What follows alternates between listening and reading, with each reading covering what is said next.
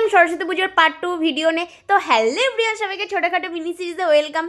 সরস্বতী পুজোর পরের দিন সকালবেলা গুছিয়ে অঞ্জলি দেওয়ার পর আমরা তো বেরিয়ে পড়েছি সবাই মিলে ঘুরতে যাওয়ার জন্য। আর দেখতে দেখতে রাস্তাতে দাঁড়ানোর পরে চলে এলো আমাদের টোটো। আর এখানে ঠেলাঠেলি করে আমরা বসে পড়েছি সবাই মিলে। আর এখানে রাস্তায় বেরোতে না বেরোতেই বান্ধবীর নাকে গেছে মাংসের গন্ধ। বান্ধবী বলছে কার বাড়িতে নাকি মাংস রান্না হচ্ছে, ভাবা যায়, নাক তো না যেন একেবারে অন্য কিছু। তারপর চলে গেলাম আমরা মা ভাগ্নাতে। এসে দেখি এখানে কোনো কিছু শুরু হয়নি, আজ নাকি এখানে ফাংশন হওয়ার কথা। তারপর আর কি চলে গেলাম আমরা মন্দিরে, মহাদেবকে করে নিলাম প্রণাম।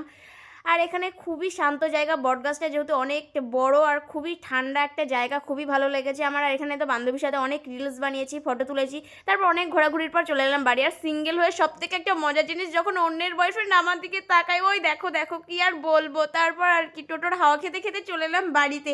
বাড়িতে এসে দেখি আমার ঘরের অবস্থা কিছুটা এরকম। তখন বাজে ঠিক রাত 12:30। তারপর আর কি এগুলো গুছিয়ে কমপ্লিট করে তারপর আমি শুয়ে পড়লাম। তো সবাইকে টাটা।